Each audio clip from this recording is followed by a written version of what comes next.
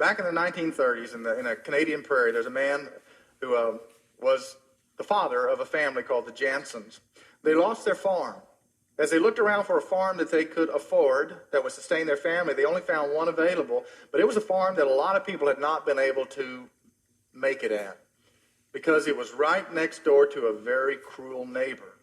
And this neighbor's name was Mr. Brewster. And as they bought this farm, people began to ask them, how are you going to make it there when other people couldn't? And the Jansons' father responded, well, I guess we're just going to have to kill Mr. Brewster.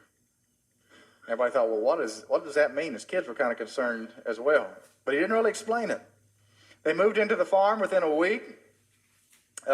Judd Brewster showed up at their door in a rage saying their chickens were bothering him, and if they didn't deal with it, he'd kill all of them. They took the chickens and they locked them in the hen house. Some time passed. When Judd Brewster showed up again, he says, your pigs have been in my garden. They will never do that again. There in the wagon was a small herd of pigs, all of them dead. A few weeks passed, and one of the boys came in yelling, Dad, get your gun. Mr. Brewster's pigs are in our garden now. And Mr. Jansen said, we won't need a gun. Round up the pigs. And they rounded them up, and they headed over to the Brewster farm. He knocked on the door, and he said, good evening, Mr. Brewster. Your pigs are in my garden. Mr. Brewster's face fell because he assumed what had happened to them. He said, well, just dump them over there then. Oh, he said, well, if I put them over there, they're going to get away again.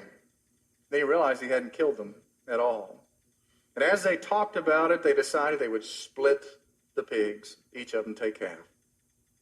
And you know, that following Sunday at church, the whole town was shocked when Judd Brewster came in the back door of that church, a changed man. And that Mr. Jansen said, see, we did kill him. The old Judd Brewster is dead. That old neighbor is now dead. There's a new man living by us. We can't even begin to imagine the power of loving different from the way the world handles things. And finding out the difference that it can make. The power of a surrendered life, being able to love others because self is taken out of the equation, is no longer in the way.